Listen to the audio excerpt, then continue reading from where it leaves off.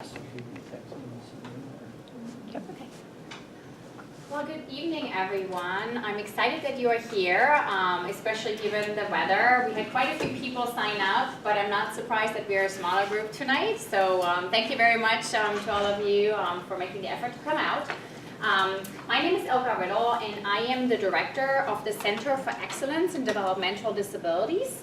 We sit here at Children's Hospital, but there are 67 centers like ours across the country. So each state has at least one of those centers, and we have 4 core functions as centers. We work on helping people with disabilities be included in society and to be independent, productive citizens.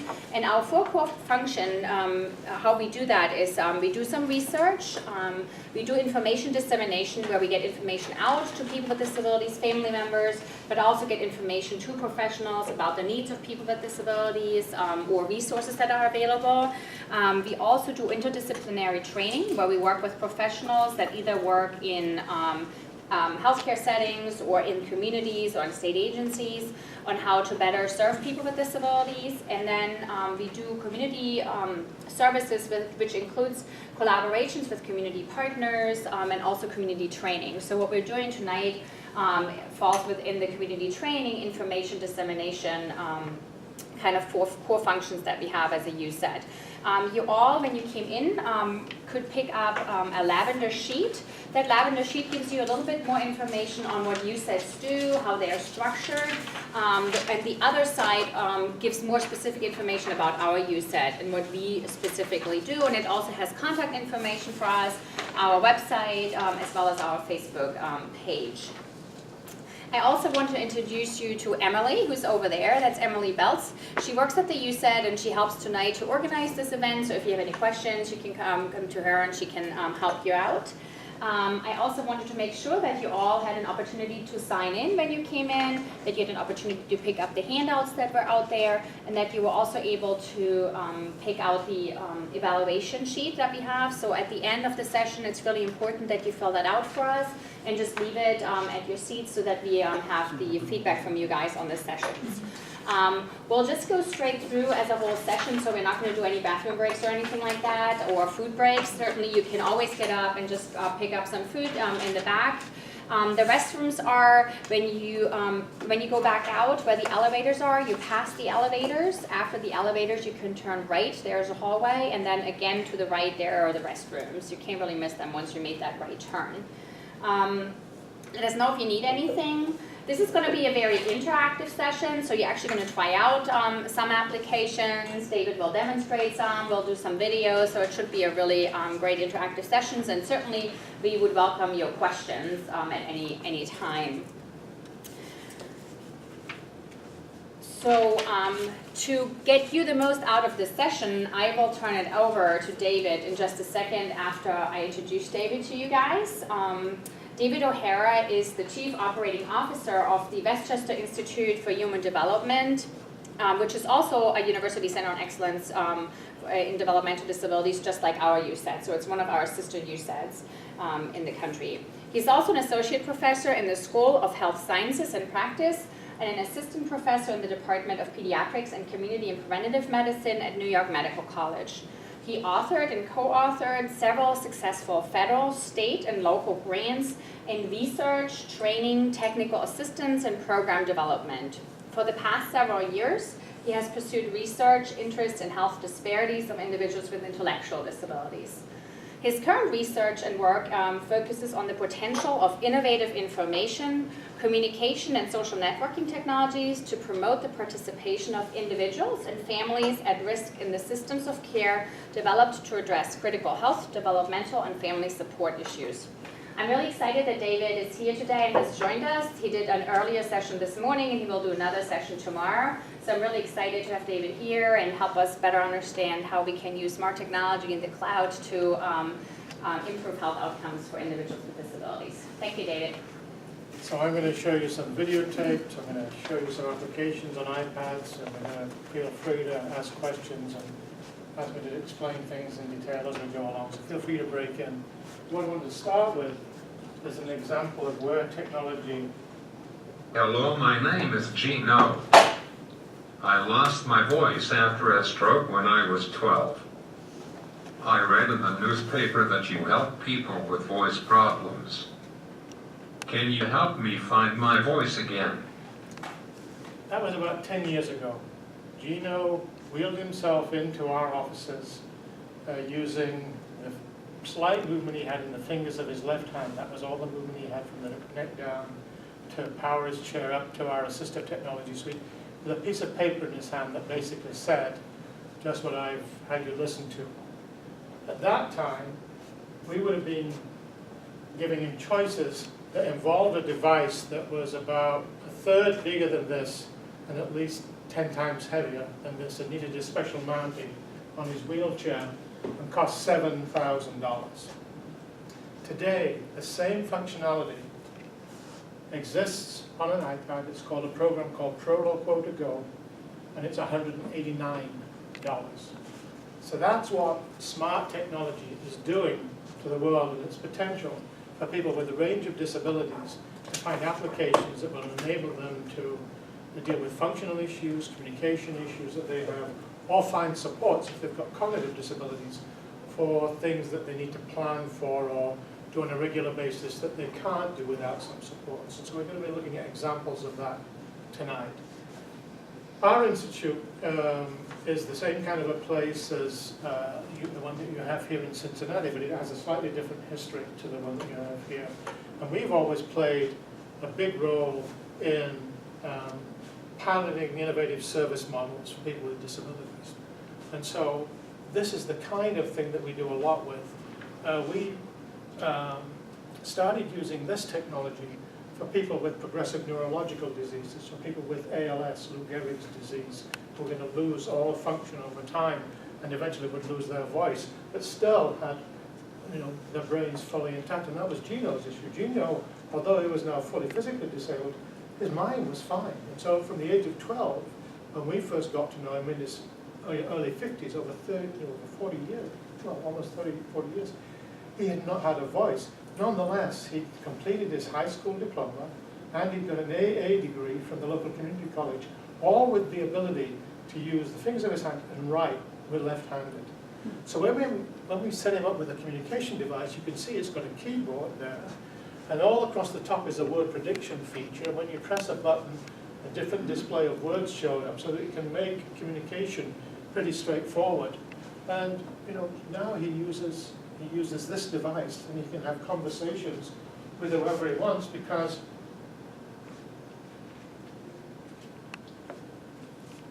these devices all have the ability to be pre-programmed with conversational sequences that are appropriate to the different situations that the person might find themselves in. And so when Gino came to see us, and we sent him home with the device, which just had some of these on the very first time, we asked him, well, what are the messages that you'd like to have on this device that you're taking home with you? And he was taking it home to his mother, who had been his caregiver for a while. And the first two questions, things he wanted, he said, I want a beer, and then I want another beer. That's the first thing he wanted to say to his mother when he got home with his device. But the beauty of these is that for someone who has that level of disability, you can pre-program a whole slew of conversational sequences, or you can develop them on the fly fairly quickly that give you the ability to have a real-time communication or conversation with someone else.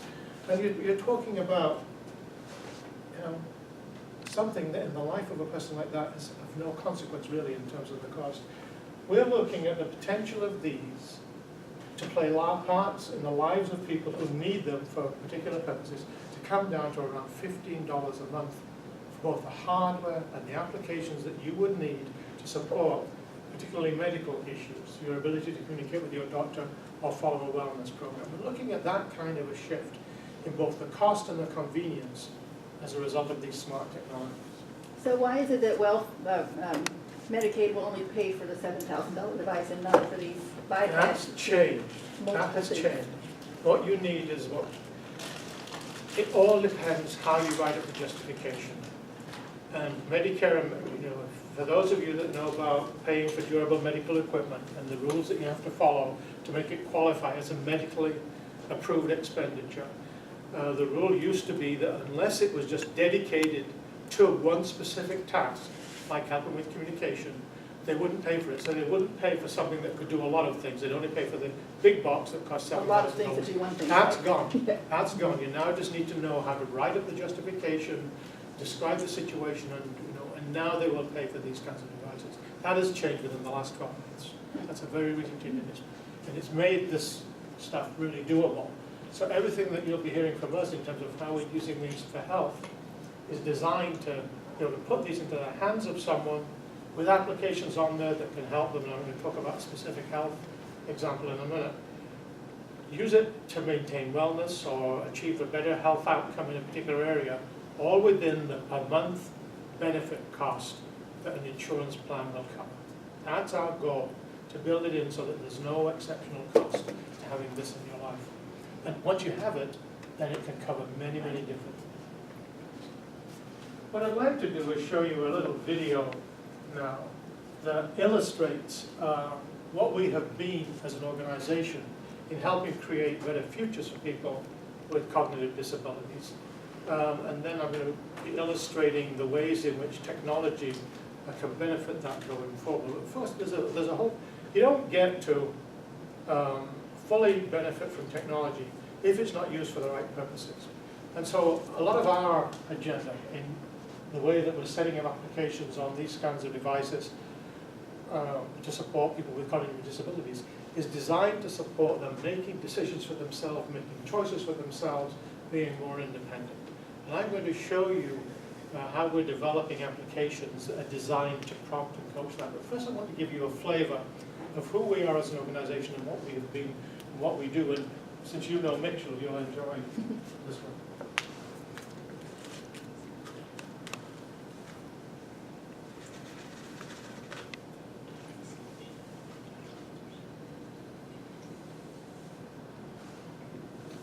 Is it coming up there?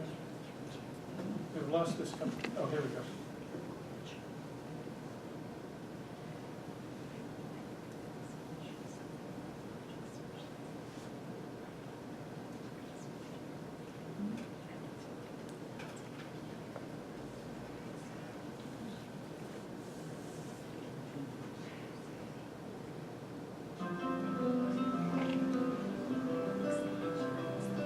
Eight days after Mitchell was born, we found out about the diagnosis of Down syndrome. He is my first son. It was very devastating. I had all kinds of dreams to oversee the family business and the house and a kid to play and do things with, and I realized, oh my God, I'm not going to have these opportunities.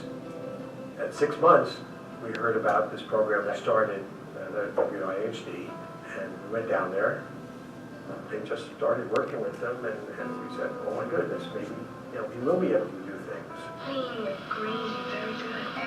I received both early intervention and speech therapy, and that's when I learned the adult skills, like how to count, how to walk, or how to spell. 13 years later, he had a bar mitzvah. He read Hebrew, and I don't think my chest has ever sunk back to the size it was from the part of that day. When he graduated high school, his class gave a standing ovation. Me and my friend of mine, I co-authored a book called Character Growing Up with Down Syndrome, and we talked about our experiences growing up with Down syndrome, and we talked about different issues that were very important to us. He got invited to the White House, and I said, you can't go with that with Dad. Come on, you can't go with that with Dad. So we went down with him. People in the community should have their minds open and realize that people with disabilities are individuals. To go from, at 10 years old, just for really learning to speak, to doing live television and radio, and being able to be understood so clearly is remarkable. We have a meeting coming up next month. Now I'm a staff member at WISD. I'm able to reach out to other people who may need those services that I have received, that I have benefited a long time ago. Are you talking about the working with Mitchell is in one way like working with anybody else here. We all have high standards, and Mitchell's perspective is so incredibly valuable. Just as a follow-up from early on, So much of his success has come because of the years he spent getting service at WIHC. I'm proud to have two parents who were able to tell the doctor that they wanted to take me home to be close to my family. I'm not one of the people that they could just throw me around, let me to do any institution. I'm not that person. I'm not that type of person that you could just walk all over. Because I have parents who loved me, who cared about me, and they did everything for me when I was much younger. So we have to put 2 screws in here. Yeah. The dream was never as good as what we got. Usually the dream is the better picture, and life is different. In this case, the dream was what it was, and life is with him has been so much better. Good ride. It's been a good ride. Definitely. Mitchell is going to be a key player in the way that we bring technology into the lives of young adults particularly, but others with cognitive disabilities. Because what we're finding, in particular we're finding this as we plan our transition activities designed to help people make the move from school to adult life, from pediatric care to adult health care, is that there are really, you need 3 people at the table to make it work well. You obviously need to support the young person themselves in being able to make that transition and be more independent, not just in healthcare, but in other areas of life as well. But what we're finding from the focus groups that we ran with parents and with young adults themselves about what are the key issues that you're dealing with, what are the questions you're having trouble getting answers to, things like that, was that families ended up saying to us there are 2 things that we really need from whatever you develop to help this transition process move along. We need to know that we have a really good plan. So we want you to give us something that we feel some confidence in terms of giving us some guidelines, some signposts, some benchmarks that say, yes, you're on track toward making an effective transition. And that, I'm going to show you some of the things that we do with that. But the other thing is, and we asked them, we said, everything else that you're telling us, obviously, for example, we had a young mum there with twins who were in their late teens, early 20s, and she could see them going to college. She felt that they had the ability to go to college, but she couldn't see them managing their medicines. So there's a letting go. We call our curriculum a strong plan and letting go. The curriculum for parents is that kind of a picture, has those 2 themes, creating a good plan and then finding the ability to let go. And it's not going to be enough to just have an equivalent training program for the young adult that teaches them the skills. They've really got to feel it's working well, but the parents not have the best team. So Mitchell's going to lead our peer support, peer mentoring program as we start to implement transition programs for young adults and introduce them to the skills and tools that are necessary to make that transition. And so one of the things that Mitchell helped us do was work on the development of surveys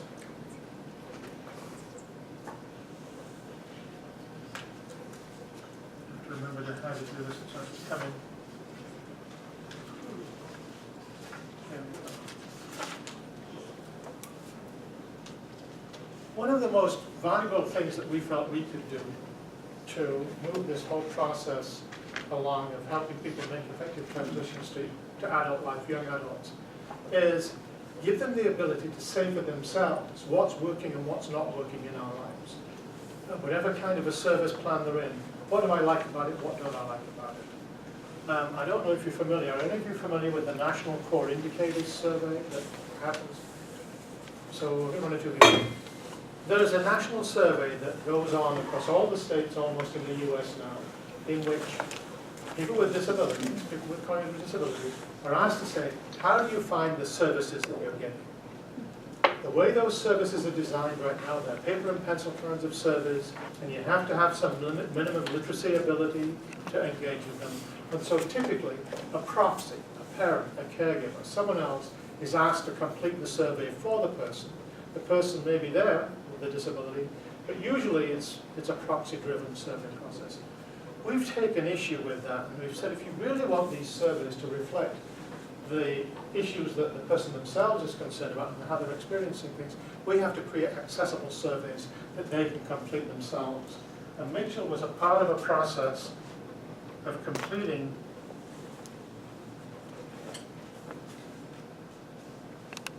an accessible survey that asks people, how Do you accept the terms and conditions that were explained to you by the test administrator? And would you like to participate in this study?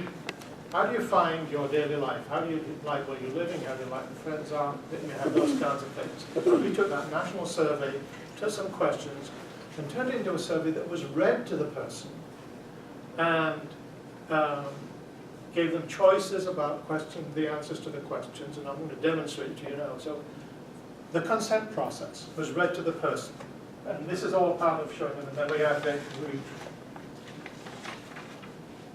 So I said no then, so it kicks out. I'm going to just repeat it again. For the first question, Do you accept the terms and conditions that were explained to you by the test administrator? And would you like to participate in this study? Thank you for participating in the self-determination survey. So Here's your first question. we had 10 What questions. color do you like best? We had 10 questions at the beginning designed to show the person how the iPad technology and the survey process was designed to work. And so we had simple questions that were showing them the technology. So Blue, green, red, yellow, pink. you can hear what your choices are. You can hear what the answer choices are before you make your selection. If you didn't understand the question the first time it was read to you, Thank you for participating in the self-determination survey. Here is your first question. What color do you like best? if they didn't understand it, Which of these colors is your favorite? or you can put an alternate language in there. You can make it in Spanish or any other language. So this survey is very adaptable to different communication abilities as well as the... So I'm going to choose Irish green. Are you a male or a female? Again, you can listen to the Female. answers. Male. Male. How old are you? Oh, I guess I can't tell lies in this. Over one. 60 years old. Can you talk? Yes. Definitely. Do you have problems seeing or hearing? If you see and hear okay with glasses or a hearing aid, please answer no. Yes. Do you have problems using your hands? No. Do you use a wheelchair? Yes. Where do you live? Let's keep going. At home with my family. How many people live in your home, counting yourself? 1 or 2 people. Which of these statements describes you? I am not Hispanic or Latino. How would you describe yourself? White. Is someone helping you take this survey? Someone from the survey team. Who chose the place where you live? So we use the first questions to help the person figure out how to complete the answers to the survey. And by the time we get to here, we've reached a point where we can say, do you feel comfortable going on with the survey on your own? In the environment that we work in, we want privacy. Often there are going to be caregivers around that know this individual. So we provide people with headphones that allow them to listen to what's being read, and they only will hear what the questions are and hear the responses that they're choosing. So we make sure that there's a privacy element. And then when we've got to this place, we've taken this to 2 self-advocacy meetings nationally, one in Kansas and then another one in New York. And of about 300 people in those 2 settings where we piloted this survey, less than 10% could not complete the survey on their own. But what was more powerful than that was the expression on people's faces when they were asked questions like this for the first time in an environment in which they provided the direct responses to the survey. This has become a very powerful tool for us in thinking through how we design health promotion applications, this ability to get direct feedback from the person whose behavior you want to change or who you want to ask how well are you finding our guidance in changing your health behavior, to give us direct feedback. because what we know, what's effective in patient education, is the more that you can get direct feedback, the more you can empower the person to communicate with their team, the better it's going to work out. So Mitchell was one of the interviewers, training people to use these surveys and complete them. I chose. Who picked the people that you live with? I picked them. Who picked the people who help you at home? I do not have anyone helping me at who decides how you spend your free time? People help me decide. Who chose the place that you work, volunteer, or go to day program? Who picked where you work or go to program? I do not do any of these things right now. Who chose the people who help you at work, when you volunteer, or at your day program? Someone else chose. Who decides what to buy with your spending money? I decide. Who decides your daily schedule, like when you get up, when you eat, and when you go to sleep? People help me decide. Who chose your case manager or service coordinator? I do not have a case manager or service coordinator. Did you eat out at a restaurant in the last few weeks? Did you eat at McDonald's or another restaurant in the last few weeks? No. Yes. Yes. Did you go out for exercise, like walking or to a gym, in the last few weeks? Did you work out or do some physical activity in the last few weeks? No. Did you go shopping in the last few weeks? Yes. Did you go out on errands or appointments in the... Yes. Did you go out for entertainment in the last few weeks? No. Do you have a job in the community that pays you money? Do you work for money at a regular job? No. If you don't have a job, would you like to have a job in the community? Yes. Do you like your home or where you live? Yes. Besides your family and staff, do you have friends who you can talk to or do things with? Do you have people besides your family and staff who you hang out with or go places with? What would you think would be the average response to that question among the people living in any kind of a group care setting? No. No. Over 80% of people responding to that kind of a question, there's more than that one, in this survey process, report feeling lonely. Because there are other questions that get into feeling lonely. That is one of the biggest issues that we face going forward in the lives of people with cognitive disabilities who are living in any kind of a supervised situation, whether it's at home, or at home with family members of the main people that they interact with, or particularly in other kinds of settings, they feel lonely. Other things that we'll show you a little bit later on are designed to take direct aid at that issue. And this is all part of it, to give people opportunities to speak for themselves. No. Can you usually see your friends and family when you want to see them? If you want to see your family and friends, can you usually do it? No. Can you go on a date if you want to? This includes going out with your husband or wife. We had to change that question from the original question because there were a couple of people who, when asked that question, said, my wife would kill me if I went out on a date. You know? So we had to make sure that it included their spouse. Yes. When you want to go somewhere, can you usually find a way to get there, like getting a ride or taking a bus or van? Yes. Does your case manager or service coordinator usually help you to get what you need? Does your case manager or service coordinator usually get things done for you? Yes. No. I don't have a case manager or service coordinator. Can you change the services you get if you want to? No. Do you get help if you have a problem with one of your support workers? Yes. If you are old enough and want to retire, which means stop going to your job or day program, are you allowed to stop? No. When you go to the doctor, do they talk to you so that you can understand what they say? Do you understand what your doctor or nurse tells you? No. If you don't like your doctor, can you pick another one? No. If you take medicine, do you know why? No. Do you get the support you need to speak up for yourself? Yes. Do your support workers know about the goals you have for your life? Do your staff understand your goals? What's in your plan? No. Do you feel like you have enough privacy at home? No. Have you talked with your family or the people who support you about who should make decisions for you if you can't make them for yourself, like if you are too ill? No. Has your family or the people who support you talked with you about plans for the future? No.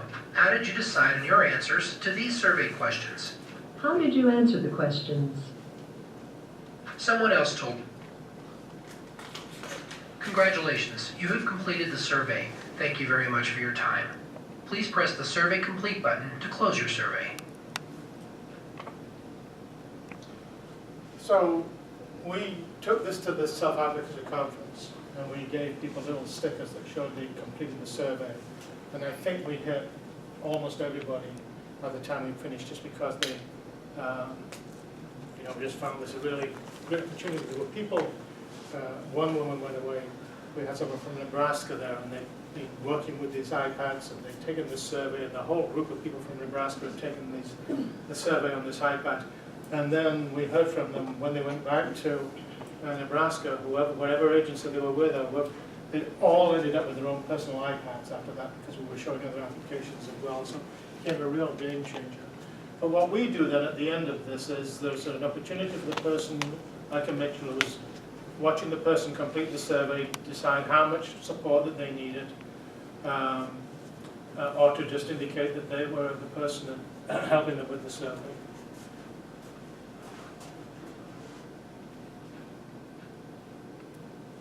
What keys are you pushing up there? We can't. I'm pressing the buttons that you see on your screen. This is all, I don't have to touch the iPad, so I'm just touching the iPad. This is all on the iPad. So if I were holding it up, you'd see it. But what you're watching is touch the iPad, but the icons that are showing up on the iPad. And that's just moving us through. It's just a typical way of working with an iPad.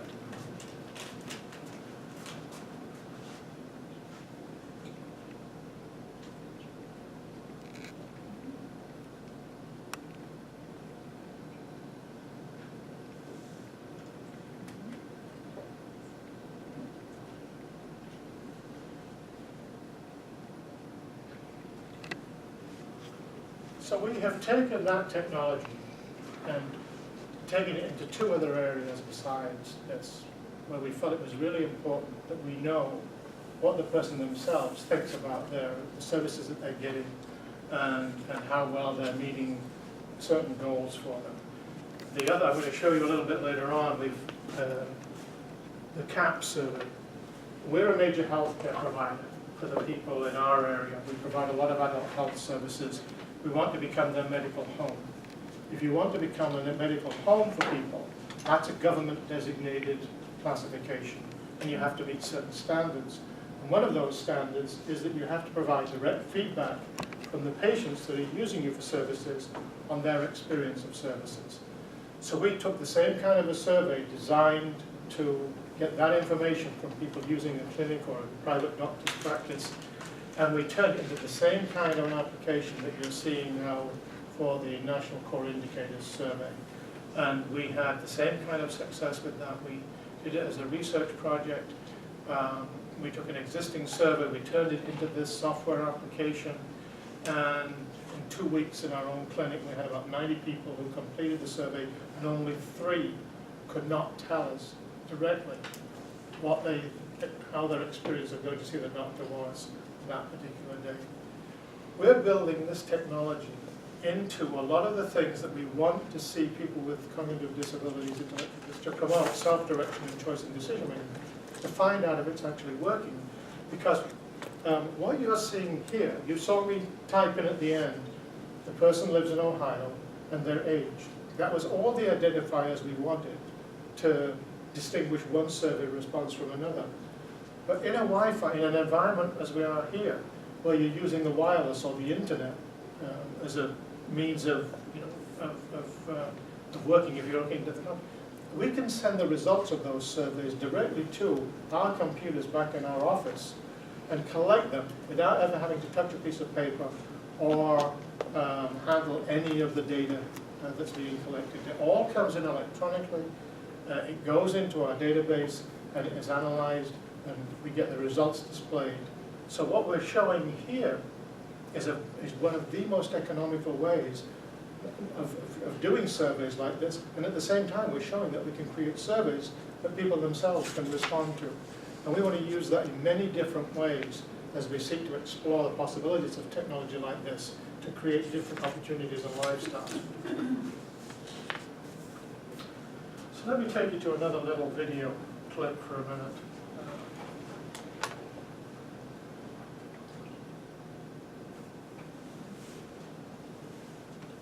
It shows you a little bit more of what we're doing to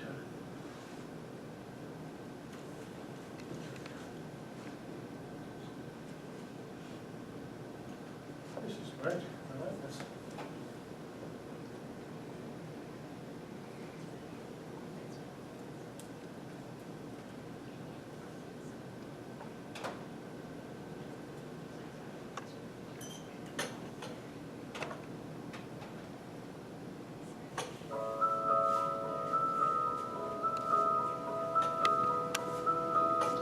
When we applied for a grant from a foundation to develop transition planning services for young adults, and we said we were going to promote self-direction and choice, self-advocacy, they asked us before they would award the money, how do we know you can do that?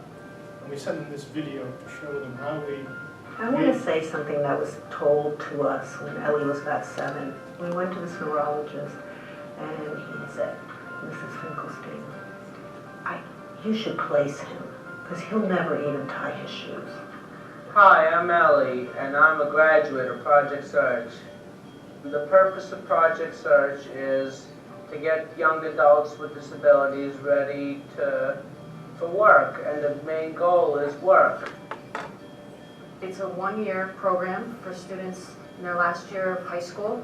Instead of going to school, they go to school at a work site, so they go to work. I saw it in all the students, not just Ellie, where it was the day that the students got their lab coats. It really empowered them. It was the moment that I saw these kids, second week of program, turn from children into adults. Naomi, she's the greatest. She believed in me from day one.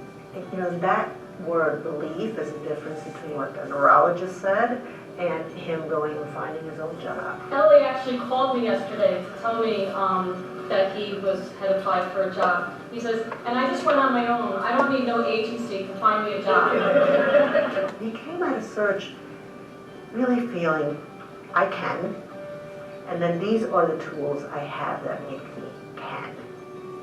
The staff's advice helped me grow as a human being, nurtured me, and helped me become what I am today. What I like about working is that it's a good feeling, it's a scale of independence. I'm hoping when I go up to Albany to vouch for all the people with disabilities and hopefully get more work for us, especially people who can't even function like I can. I want to work for them. You know, for him to feel, not only can I, but I can help others too. Now it's finally happening that people with disabilities are getting their chance. With work, with search, with life.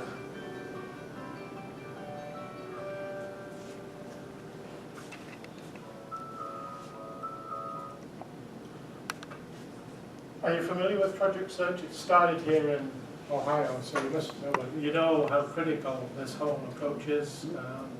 And that particular, the youngsters that you saw there were, in our mind, a sort of a challenging group of youngsters because Ellie and all of the others, they were all at that point living in a residential treatment setting. They were not living in a group home, they were living in a residential treatment setting. They'd been there for some time. They all had serious mental health issues for some period of time. In the year before we started this program with them, which is a last year of school program, each one of them had been hospitalized for some period of time. During the year in this program, not only did they mature in the way that you saw Ellie mature, but there were no serious mental health episodes at all. Their health status improved dramatically as we put them through the program. As you know, it's this last year of school program. You're in environments where you have opportunities to learn real job skills under supervision, and you rotate through different settings. And the idea is that by the end of that year, you do have the ability to go out and articulate what kind of work you can do and demonstrate to a potential employer that you have the skill set. But on these devices that you'll get to play with in a little bit, we have other things that complement them. And so let's say that you do in fact see a job that you like, and you know, some people have very realistic expectations. One of the young people, the one that you saw handing out the tickets at the entrance to the parking lot, he wants to be a janitor. He feels as though he'd make a really good janitor. But we have janitorial services, so he's teamed up with the janitor. But then when he's going to go work on his own in a new environment, on iPads like this, you have the ability to create a unique job coaching video that walks the person through with a job coach, the setting that they're going to be in, the routines that they have to follow, and coaches them with the particular job skills that are necessary to hold down the job. So all this can be on this kind of a device. The other thing that can be on this kind of a device, because they're GPS enabled, is a set of transportation guidelines. So if they're going to take the bus, that prompts them and coaches them where to get on, that it's the right bus that they're on, where to get off, a video clip of getting into that. So on this, you can have a set of material that prompts and coaches people how to navigate the world in whatever way they choose, whether it's health or employment or anything else. And then we can also use these little questionnaires to find out how is it going, all without having to paddle a piece of paper, sit a person down in an interview environment. We can all do it dynamically on this kind of a lab. It is changing the potential worlds that we can create for our young people dramatically.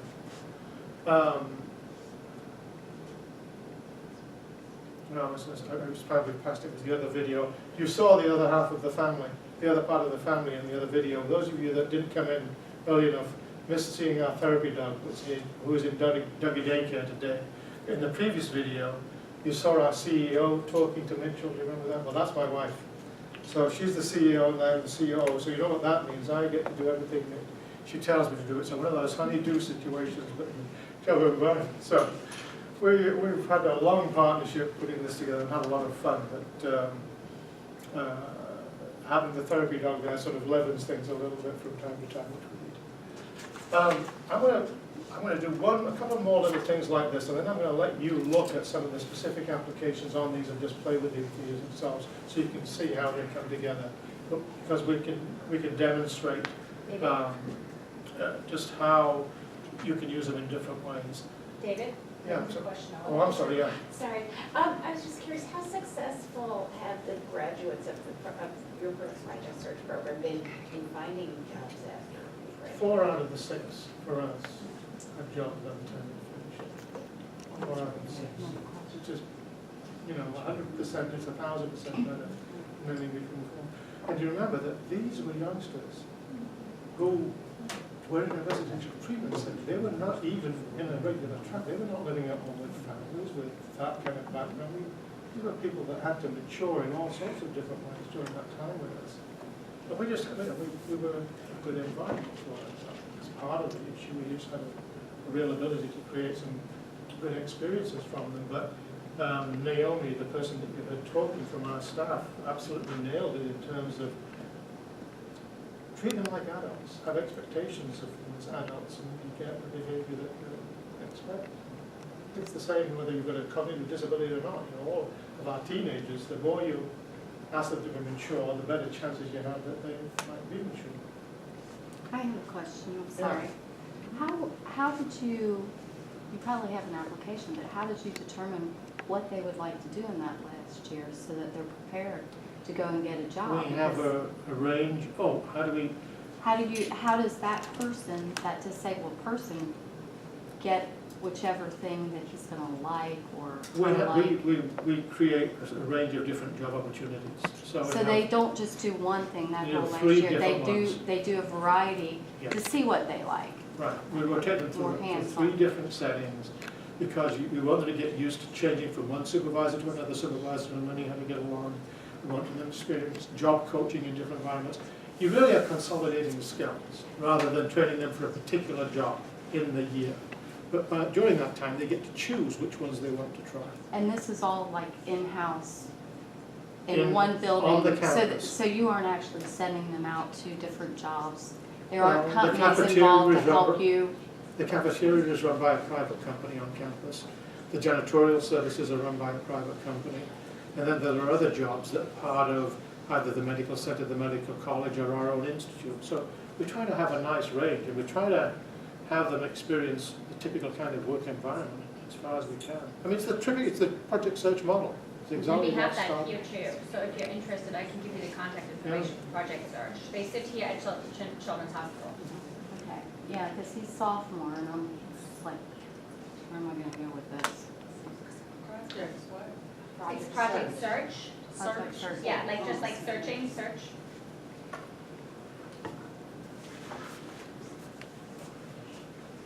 So I'm going to show you one more video of something else that's relevant to this, and then I'm going to show you the other survey, and then I'm going to play with the archives and look at specific applications that are designed to achieve what we're talking about here.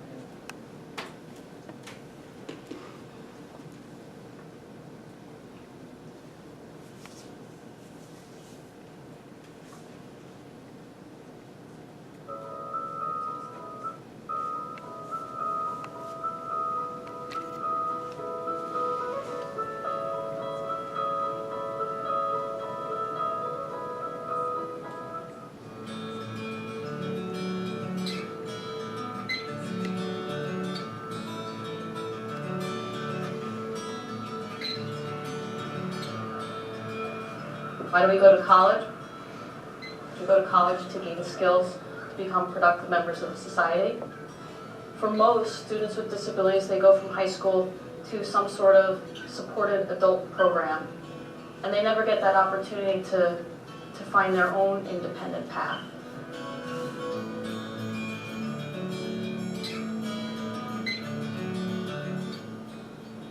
My name is Sam. I want to go to college because I want to get an education, learn how to make friends. Well, Sam was the pioneer of this program that I own. He was the first student. His goals are those of any 18-year-old.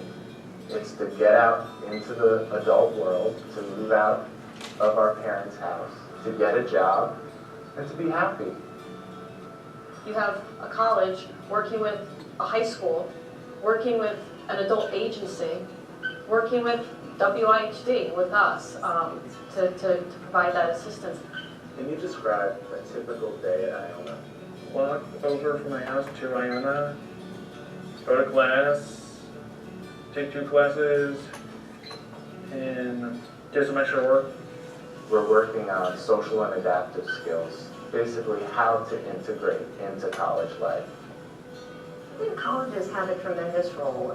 We're here to help students learn, all students learn. It's a natural place for us to be helping developmentally challenged children and young adults to move in here and gain the skills that they need to move out to the workforce and have a productive life. You do need somebody, a faculty member and administrator, who's really going to take charge of this program and really nurture it and grow it. What sets apart Gales Rice from other programs is that it's truly a person-centered plan. It's all about the students. It's really about getting our Gales Rice mentors, our graduate students, so involved with our students on campus. The students in the special ed graduate program are learning so much working directly with students with disabilities, which is what they're here at school for. So to have that practical aspect of their learning applied to everyday life is meaningful. It's just a win-win for everybody. Being a part of the program has changed me. Our main purpose is for them to become independent. Sometimes I do go to class with them, make sure that they are on task and focusing. Sometimes it's not even about the class that they're taking. It's time management, trying to become more social.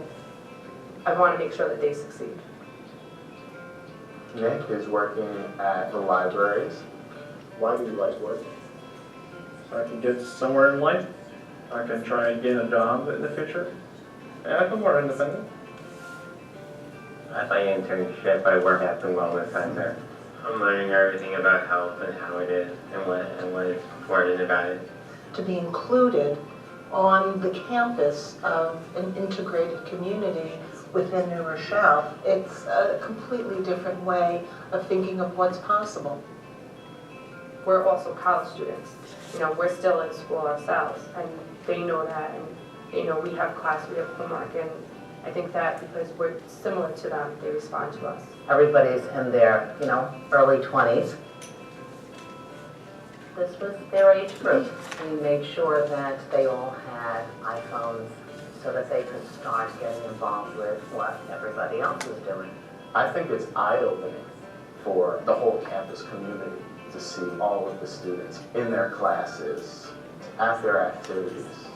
I think it changes their concept of who a person with special needs is. The fact that they've become an integrated part of this college community. All of a sudden they recognize that that's an expectation for them, and I'm not sure they ever realized that was an expectation for them before. And so it's incredibly powerful. It's incredibly motivating, and what I've seen is it's life-altering.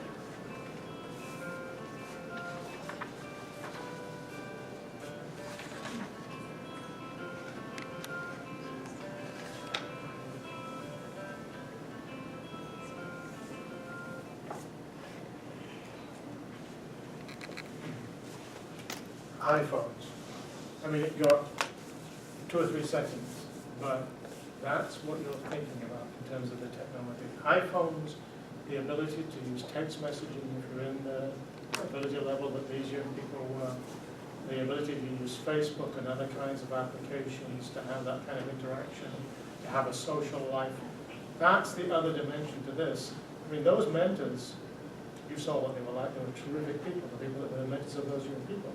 But it was also engaging in the typical pattern of communication, using the iPhones, keeping track of you had a class yet coming in, you know, just getting them used to using smart devices in the same way that we take for granted was another central part of all of that. It's giving these people typical experiences with the typical use of technology that what we call the millennium generation, this new generation, from 2 on up, is being exposed to. And so part of our goal, and what you're seeing here in terms of specific demonstrations and applications, is in fact to find ways to make technology more accessible. And these are as good as it's going to get for a little while, but they constantly get better. To make these such that people with cognitive disabilities have no trouble accessing them and using them, and then to create applications that increasingly provide them with tools that they can use to manage life as independently as possible. Now, it's all, I started in this field a long time. We won't go too far back in time. But we had Apple IIGs, you know, we had the little apples. And we were working with people living in residential settings, and one of the immediate issues we were dealing with them was the fact that people with limited cognitive ability, with limited communication skills, people on the autism spectrum, those kinds of, they often had significant behavioral issues. They would, they would want challenging and have challenging behaviors in those settings. We would go in and we would just program those simple computers to create choice-making opportunities for people, playing games about what they would like for dinner, or when they would like this, or what they would like to do next, which TV channel to watch. And so you can make sure that using this kind of technology now, you can hit any ability range you want in terms of giving that person some measure of engagement in the daily routine and the daily activities that they experience, and give them choices about where, when, and what they're going to do. It doesn't matter what the level of cognitive ability is. And then you have the range of outcomes that you just saw here. You know, if a person's on an employment track, you have that option. If they're on a post-secondary, you have that option. So everything that we're doing is both to enhance the power of these to promote direct participation and engagement, get some feedback as to whether or not it's working, but also create a full range of possibilities for people. We're following a Centers for Disease Control model when we look at the potential of technology. And if we talk about health now and our goal for health, in the health world, one of the most interesting research projects several years ago was living well with a disability. And it really was focused on people with physical disabilities who were at high risk of developing secondary health conditions if they didn't deal with lifestyle issues in a successful way. And so this model, Living Well with a Disability, put a workshop-driven process together in which you would bring people in, same issue, we all have some disabilities, that have the potential for really serious secondary health problems developing, but we have, we have to manage those better. The whole program started with no reference to the disability, to the health issue at all. What are your goals in life? What would you like to do? And they had to spell those out. The first class was on how do you think about goals, how do you set goals, what are your choices. The next class they came in, and the task was, well, let's develop a plan on how you're going to achieve those goals. What do you have to do? What do you have to learn? What skills might you have to acquire? And by the fourth or fifth session, you might get into the role that their current health status and the potential for developing high blood pressure or whatever it was would become the issue. Because if you don't take better care of your health, then a lot of these things are not attainable for you. So what I'm going to show you for a minute now is how we took that basic model and turned it into a health education application, again, that you'll get to play with on here, that is designed in the health arena to take this kind of technology and use it to create self-directed, self-managed understanding of health status and what I can do about it. So let me just move on to that for a minute. Change back over.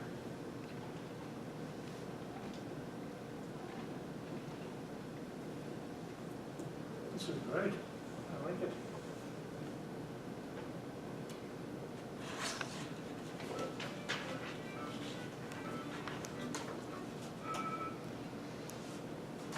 Welcome to My Health, My Choice, My Responsibility. Please select the session that you would like to view. So we modeled our health education module. This is now available as an app on an iPad. It's out there now. Following that same approach. And we originally developed as a paper and pencil kind of a thing that we did in a group with people from a specific congregate care setting, a group home. But then we turned it into this self-directed application. And as you can see, we had a series of topics. So let's take a look at one of the sessions. And for that, I'm tapping on my iPad now on the box. But Session 3, Be a Health Self-Advocate. Please select the activity that you would like to do. If you need help, please click on the question mark at the top of the page. An important part of staying healthy is visiting your doctor every year. This is often called your annual physical exam. The doctor wants to make sure that you are healthy and that the different parts of your body are working well. Here is what usually happens during your visit. Before you see the doctor, a nurse will weigh you on a scale and measure your height. The nurse will take your pulse by holding your wrist and counting your heartbeats. The nurse will also take your blood pressure using a cuff over your arm and listening with a stethoscope. You may need to go into the bathroom and urinate into a cup in order to test for certain diseases. Blood may have to be taken from your arm. Although the needle may pinch at first, it is quick and doesn't hurt while the blood is coming out. It helps to look away. Remember, your blood gives the doctor important information about your health. Now the doctor will begin the exam. The doctor will look into your eyes, ears, nose, and throat. The doctor will listen to your heart and lungs with a stethoscope. The doctor may also feel your stomach and look at how you stand and walk. The doctor will need to touch you in your private areas to make sure all your body parts are healthy. You may feel scared or uncomfortable, but this is an important part of the doctor's job. The doctor will also ask you if anything hurts you. You should tell the doctor about any pain or problem you may have, or if you are not feeling well. You can tell the doctor if you are worried or afraid about something. Remember, the doctor cannot tell anyone anything you say unless you say it is okay. The doctor may ask you about the work you do or what you do to have fun. The doctor may also ask how much you exercise and what kind of foods you eat. Be honest. Remember, the doctor's job is to help you stay as healthy as possible. When the exam is over, the doctor may want to talk to you about your health. It is a good idea to have someone with you to listen to what the doctor says. Ask questions about anything you don't understand. Show the doctor your health plan and find out what else you need to do at home to stay healthy. Sometimes you need to see the doctor because you are sick or hurt yourself. You need to tell the doctor what hurts and when it hurts. You can write down any questions you have before you go. The doctor may do some of the same things that were done during your annual exam. You may also need some special tests to help you find out why you are sick or hurt. These are called diagnostic tests. Diagnostic tests may be done in the doctor's office, at a clinic, or in a hospital. If your doctor says you need to have a test done, you can ask what the test is for, and if you have to do anything special before the test. For example, sometimes you can't eat before a medical test. Ask what exactly will be done to you, and if it will hurt at all. The doctor or nurse should explain all of this ahead of time. If you don't understand something, ask questions. Find out if someone could be with you during the test. Then, ask what will happen after the test. Sometimes, a machine is used to get information about you. You might hear the doctor or nurse say you need an X-ray, MRI, or CAT scan. These are different machines that are used to take pictures of the insides of your body. They don't hurt you, but they may make you feel uncomfortable because of the way you have to stand, sit, or lie on a table.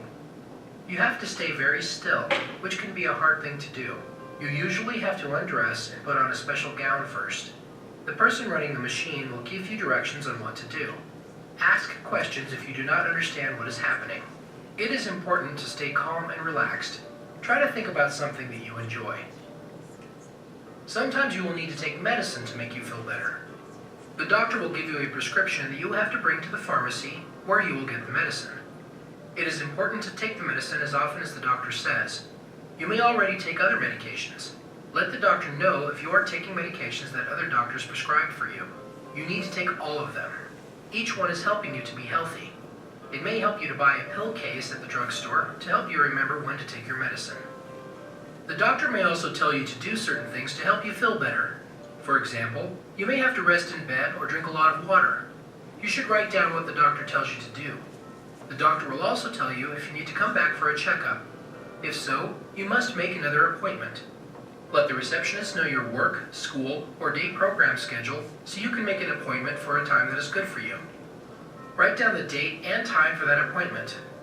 You need to follow through with taking your medicine and doing whatever the doctor told you to do. This will help you to stay healthy. Sometimes you need to have something done, like an operation, or a special test that is not a routine procedure. The doctor will explain why this will help you be healthier. These are called the benefits. The doctor should also tell you what possible problems could happen during or after the procedure. These are called the risks. The doctor needs to tell you all of this so that you or your support person can give informed consent. That means that you understand the benefits and risks and that you would say it is okay to do it. It is very important that you have someone to discuss these medical issues with you. A family member or trusted friend would be a good choice. You will need to sign a consent form. If you have a guardian, that person will be signing the consent form. In either case, you should discuss with your support person or guardian what will happen and how you feel about it. If you do not have a guardian, you should name someone as your healthcare agent who can make decisions in case you are not able to do so.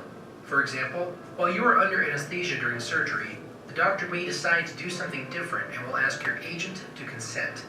You need to complete a healthcare proxy form in order to name an agent. Your doctor, hospital, or health department should have these forms. Before any procedure is done, make sure all of your questions are answered. If you feel strongly that you do not want to do it, let the doctor know how you feel. The doctor may try to help you understand why it should be done, or he or she may suggest doing something different. Do not be afraid to speak up.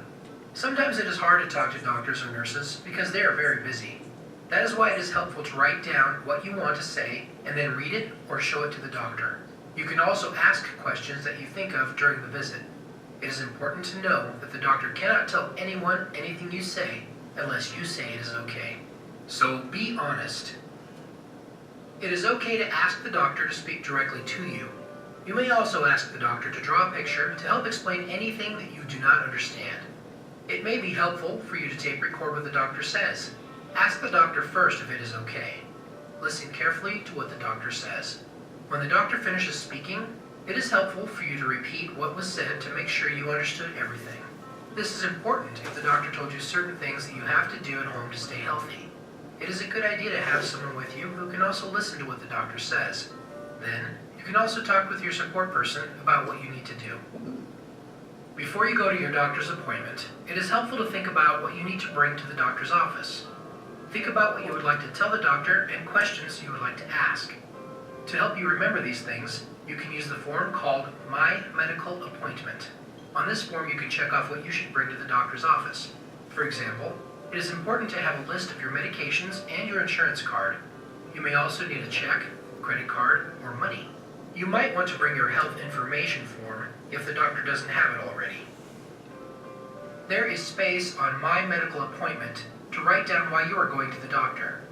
You can write down what bothers you and when it bothers you. You may have questions to ask. You can write down everything you want to know. There is also space for you to write down what the doctor tells you to do. It is a good idea for your support person to write this part down while you are still with the doctor to make sure you don't forget anything. Here is an example of the My Medical Appointment form. Remember to bring My Medical Appointment with you to your appointment. It will help you to be better able to speak up about your health. Speaking up for good health is an important self-advocacy goal. You may want to include using My Medical Appointment as one of the steps you can take to reach your health self-advocacy goal on My Health Plan.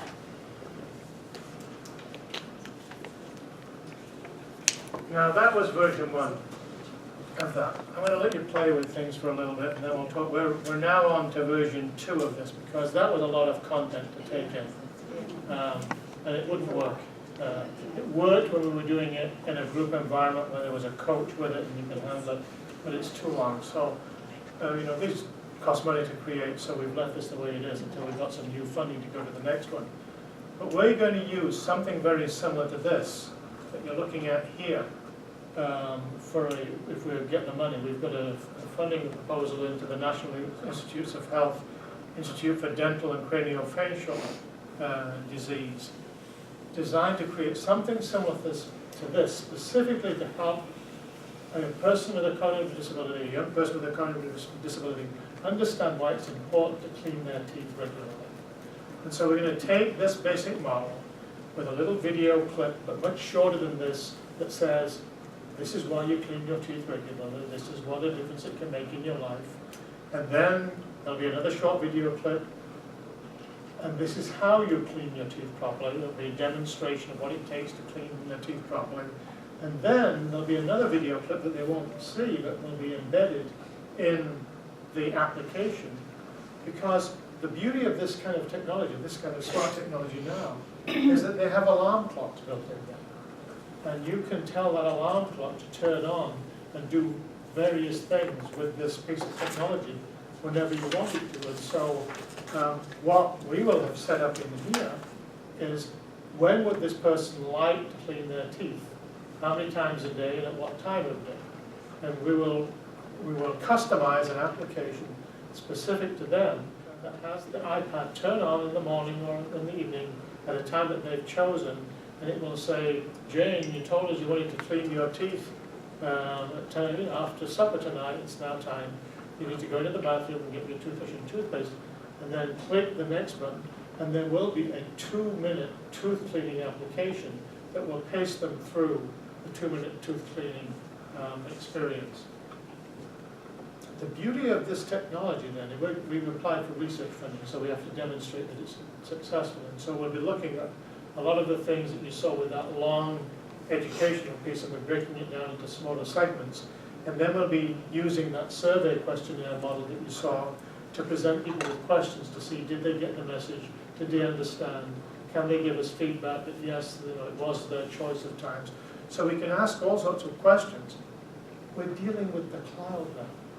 In our experimental work, all of these things will be in a Wi-Fi environment, because we will want to be able to track how well the person followed through on the listen and learn. There'll be questions to show, did they understand the messages, and we'll be able to get that data. There'll be, as they're following the application, there'll be other questions to see, is it okay, do you find this helpful? So all the way along, we'll be able to get feedback, qualitative feedback on how they're finding using this to remind themselves to clean their teeth. And then they'll come in to see the dentist.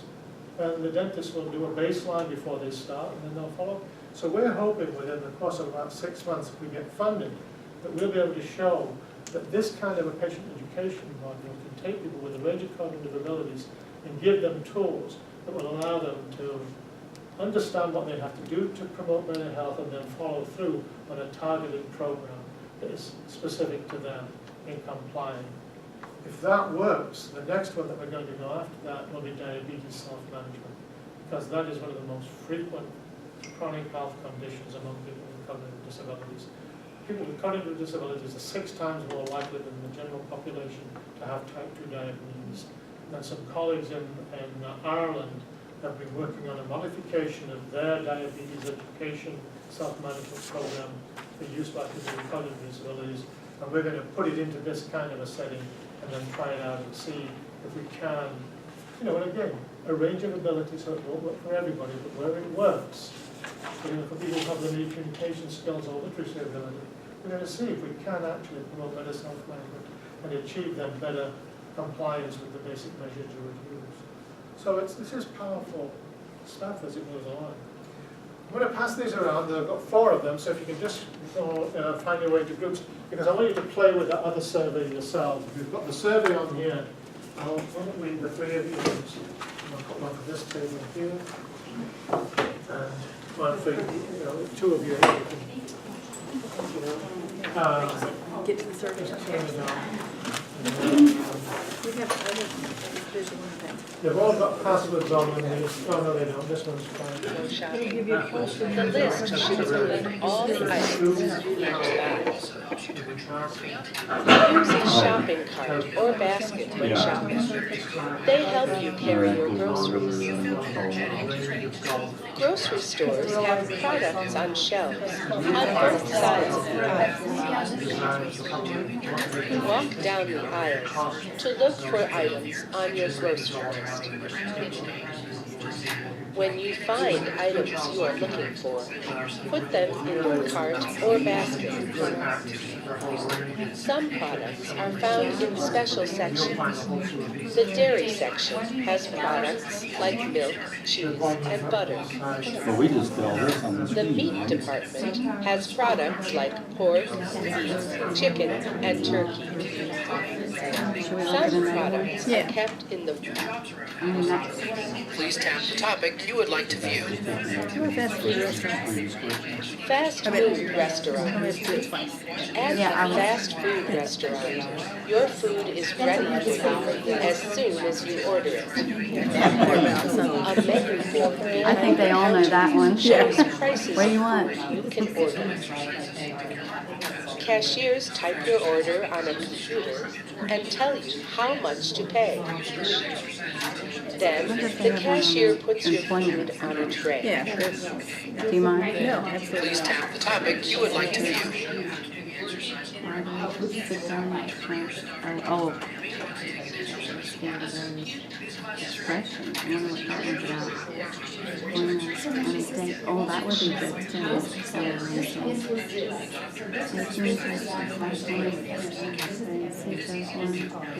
School. You may already have some. If not, you can suggest getting something like an exercise bicycle or a treadmill. Maybe you want to go to the park or to a health club, but you have no transportation or no one available to take you. Perhaps you want to join a dance class, but you don't have enough money. Or maybe you have too many other activities during the day that you can't fit in physical activities. These are all the reasons why it may be hard for you to get started. If so, you need to talk with your support person to see how you can deal with these problems. You must say how important it is for you to be active. Let everyone know that being active is an important part of being healthy. Speak up for your good health. You can get more information on physical activity from the website, the National Center on Physical Activity and Disability, at www.ncpad.org. Be sure to write down your physical activity goals on My Health Plan. You can include these goals in your schedule every day by making them part of your individualized service plan or personal plan. Show My Health Plan to your service coordinator or support person so that the goals can be added to your personal plan. The best way to get started is to do something right now. Take charge of your health and get moving. These are some that we thought were really helpful. We added my chart to children so they sign up for my chart. You want to try the test? And get that information. Listen, And it's web-based as well as. Right here? No, right here. We just want to make sure that people knew that. I need to get moving because... The issue with the health I know plan where that- directly information is linked, obviously you Your try doctor to. orders Where's you that? also You can touch it and it's supposed to read. Exercise helps my body work better. It will help me feel better and have more energy. Whatever that somebody else would know. Both. So what do you think? You have to pick the answer. Well, let's listen to the answer. Exercise helps my body work better. Does it? Okay. It will help me feel better and have more energy. Okay, so Both. both, two, okay. They didn't it. Which of these activities is healthier for me to do? Sort of like you show visually, so you Gardening. Lying on a sofa. So which one helps you? Healthier. Which one is healthier? Okay, push that one. Gardening. Because a lot of times, like, Which of these activities is healthier for me to do? Watching TV. Bike riding. Which one is healthier? Bike riding. Okay, next. Which of these activities is healthier for me to do? Going for a walk. Playing a video game. Which one is healthier? Playing a video game. Going for a walk. Which one is healthier? Going for a walk.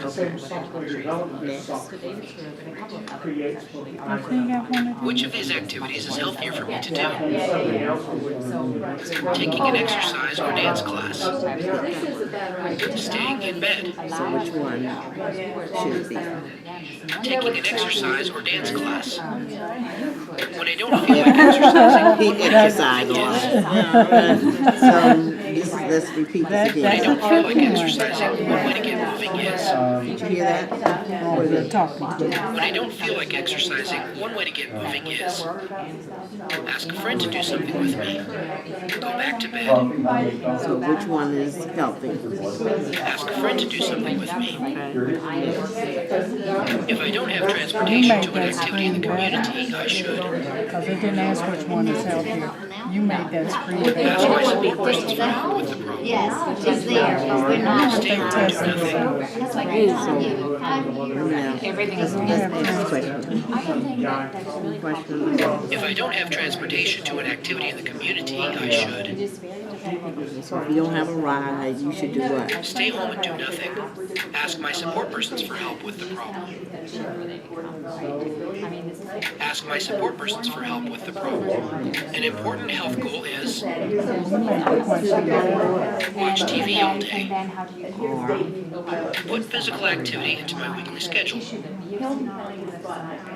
Great job. You're all done with the test. 100%. Give me the ride. Oh, you going next. Ways to get moving. Yeah, I Tap think one it's more the way the time to view questions the asked. item. You made it better. For him to get it. No, anybody. I mean, they didn't ask you. Ask a friend to do something with you. They said if you don't have Try doing something transportation, different and fun. and you said what would be healthy, because that's Make really a list of activities really you might bad enjoy or- doing in your home and in the community, and include them in your weekly schedule. Ask your support persons to help you deal with problems like transportation It's and just, money. and it's a fantastic. So in other words, you had to go through the whole series Active is to to get to those questions. get a coach or trainer to help The you. whole series. Include physical activity as a goal on My Health is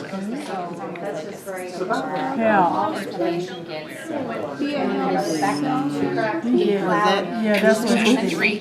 Be a health self-advocate. That's what he Tap one more did. time to view this session. Or maybe we should, Select the activity that you would like to do. young man, try this. Click on the question I don't want to see mark this next to the page video. on the doctor's visit. Tap one more time to view this item. I can transfer like so people to the other start with you Now, a lot of their technologies and other kinds of devices come together to create, you can see it there, living the smart life. So let's just take a few minutes to.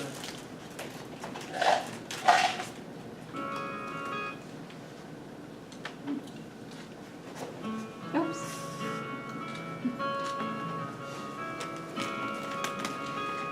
Is it loud enough?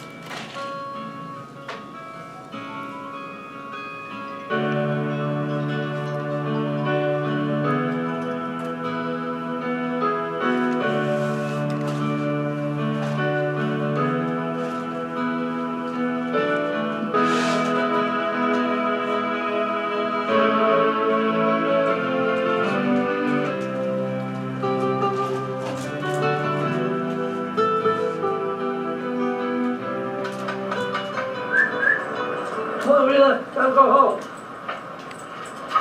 Time to go home, girl. Okay, when you go home, I never checked for one day. Yeah. There we go. Be up at that, so I don't feel trapped. Good.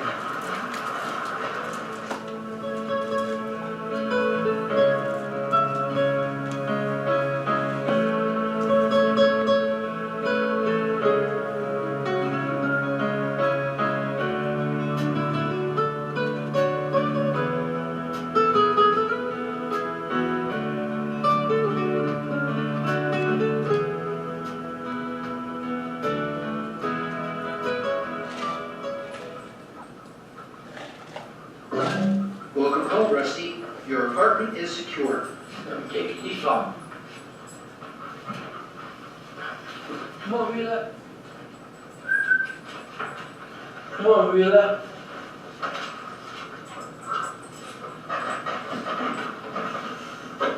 Oh, I'm sorry, we are out of dog treat. Like an apple?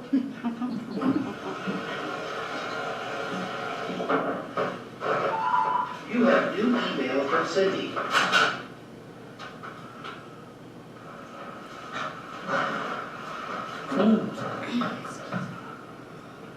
got your message, Rusty. Yeah, I'd love to come over tomorrow night. Make something good. I'll be hungry. Rita, what to do? We are in Wheel tomorrow. I don't know why I'm gonna fish for Cindy.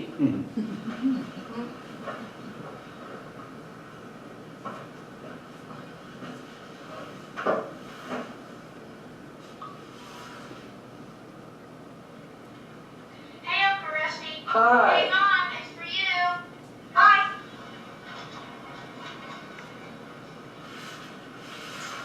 Hey, Rusty. It's good to see you. What's up? Hi, sis. Cindy's coming over tomorrow for something good to eat. I'd like to have that recipe of that good spaghetti of yours. Oh, absolutely. But you'll need to make a quick trip to the grocery store. I'll send you the ingredients on your mobile while you go, and then tomorrow I can send you the recipe. How's that? Thank you, sis. I'm on my way. Talk to you later. Okay, I'll see you soon, big brother.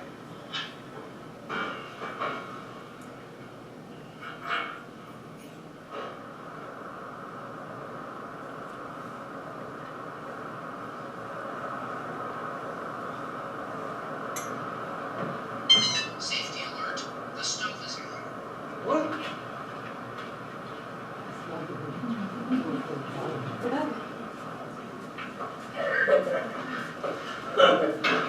How come you didn't tell me the stove was on?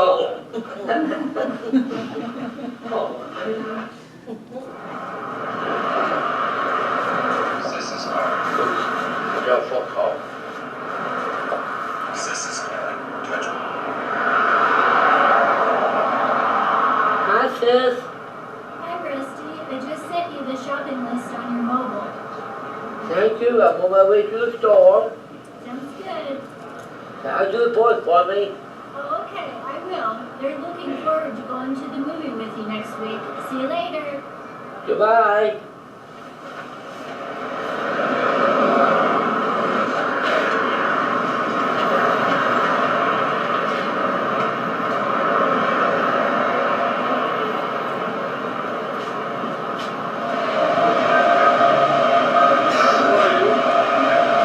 This is not your stop. Don't get off the bus. This is not your stop. Don't get off the bus.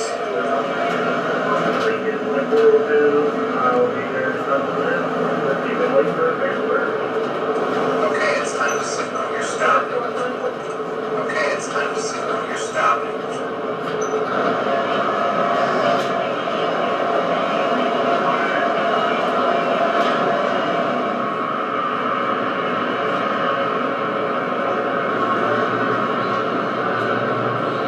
$40 chicken and cow 3. Voice fingerprint match successful. Transaction complete.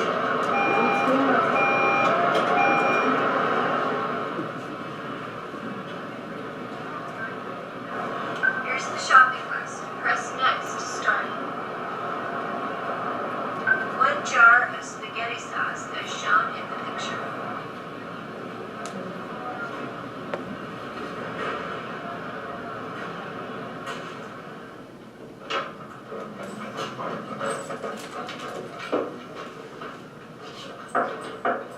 Hi, girl. Did you miss me? Well, girl, we got everything we need. See? I did not forget you, girl. And here.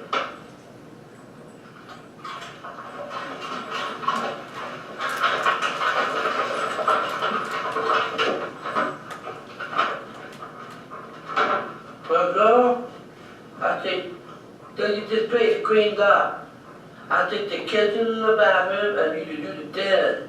Let me know when you get done.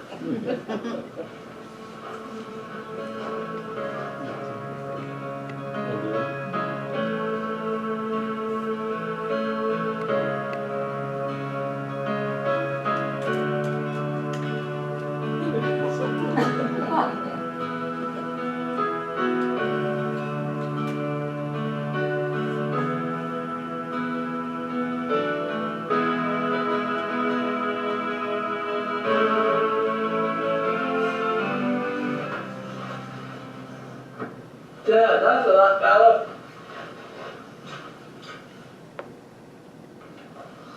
Hey girl, let's see if they cooked that white well yet. Moby Dick by Herman Melville. Now continuing your story. At last some 4 or 5 of us were summoned to our meal in an adjoining room. It was cold as Iceland. And besides a bedstead and center table, could see no other furniture belonging to the place but a wood shelf, the 4 walls, and a paper fireboard representing a man striking a whale. And things not properly belonging to the room. There was a hammock. Girl, I fell asleep. Did you get that white well yet? Oh, since me that recipe. I don't think Cindy wants breakfast for supper. Good night, girl.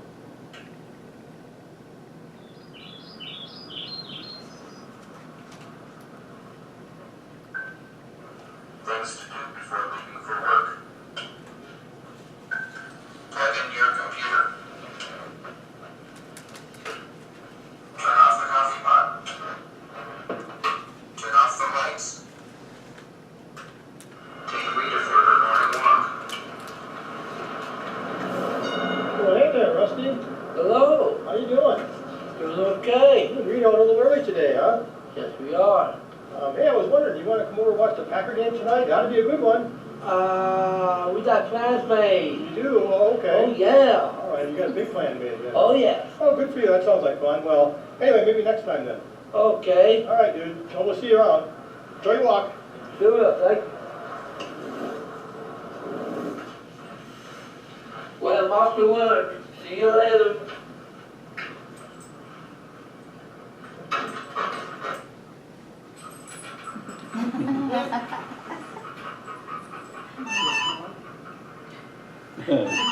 Rena, I thought I told you stay off the bed.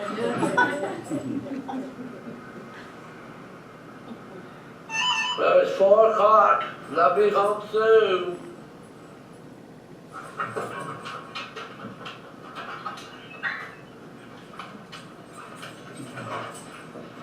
Hi, Rena. Oh, you'll get done already. Well, I hope my sister sent me that recipe. Here's my recipe for spaghetti. See, Rena? I told you they wouldn't forget. You were good for nothing.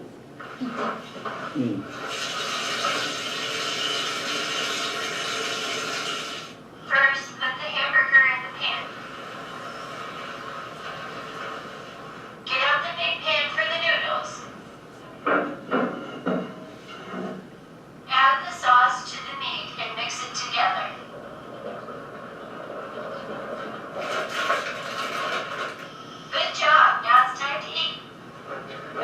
of Ucedd.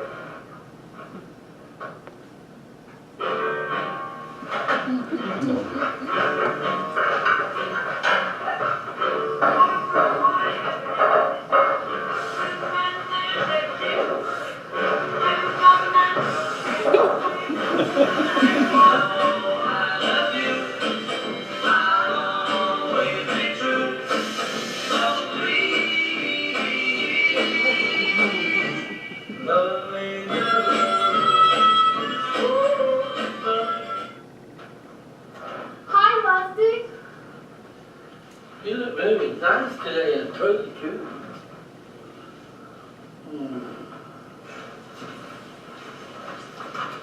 What's up, meat? That will help before you put the cheese on.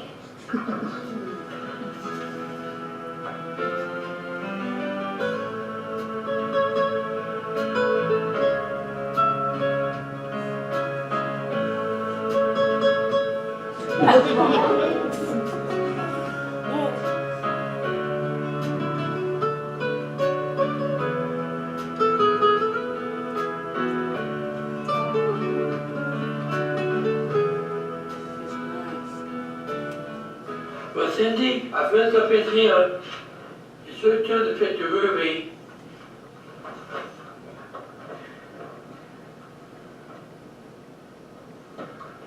Tap again. Where would you like your movie played? Big screen. What movie did you pick? Lady and the Tramp. That's a good one.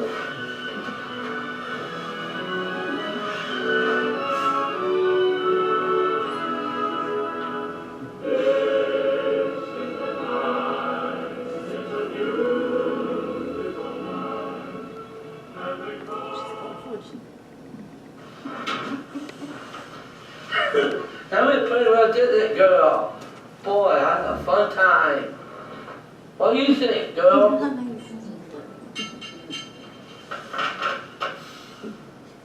Click here to send an email. Now pick the picture of the person you want to send an email to.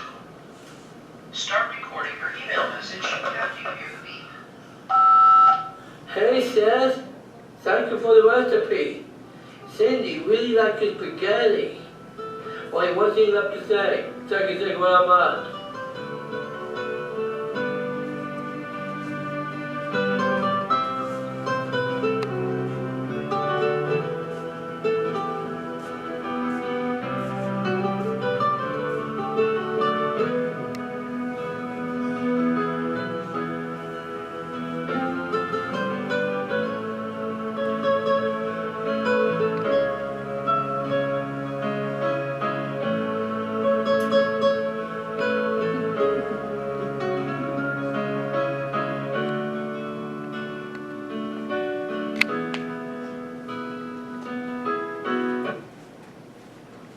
So those are our partners in crime for all of the different things that we're going to be conjuring up as we move forward into the health arena and all of that functionality. But everything that you saw there is a working capability right now that can be integrated to achieve those kinds of goals or independent health management, health promotion goals. So we're talking about the realm of the feasible and the possible right now. It just takes our imaginations to figure out how best to put it together.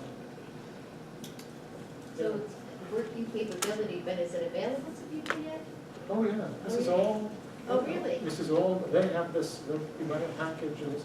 You know, what you're looking at there with the recipe thing is you can create those things on the fly, instructions on anything like, any task like that that you want in the software applications that they have already developed.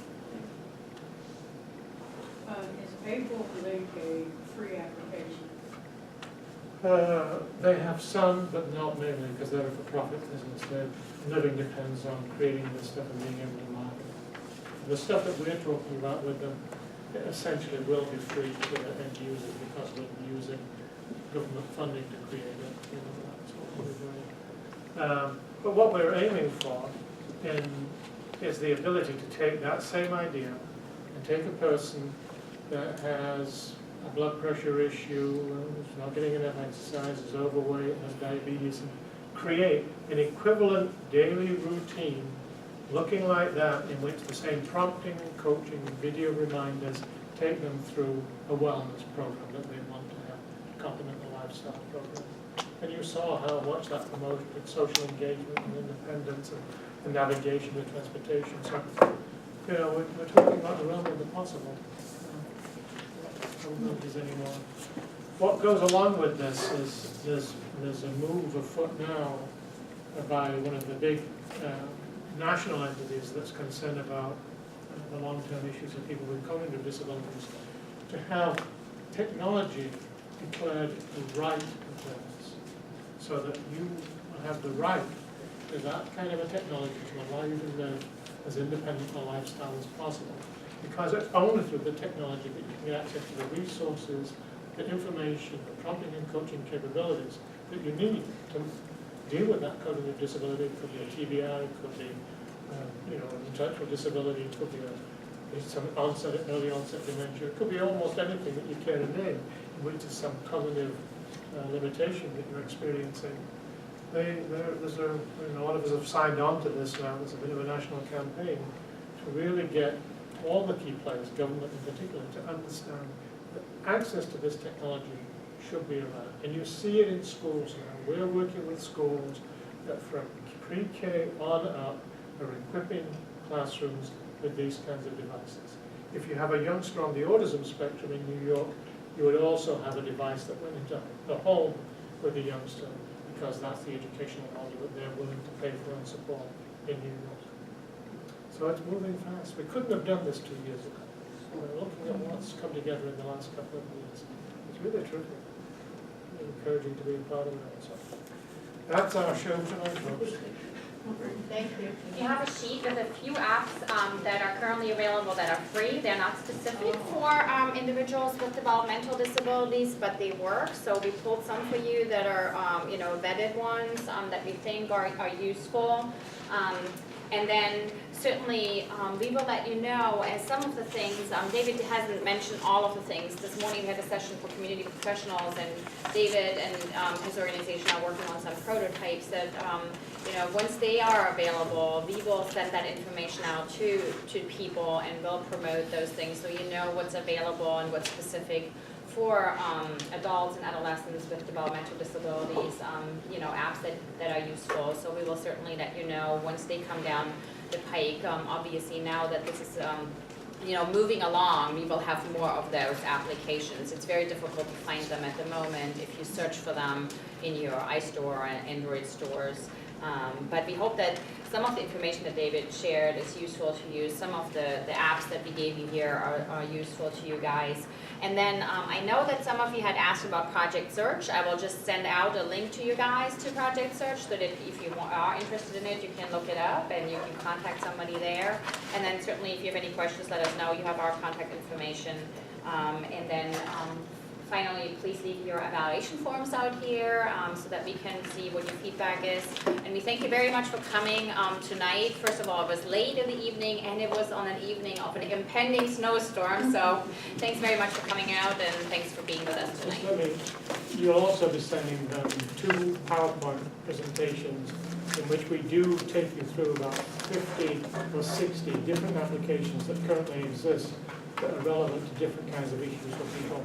And we tend to use iPads with the ones that are free and the cost and what their functionality is. And they're all ages and stages and range.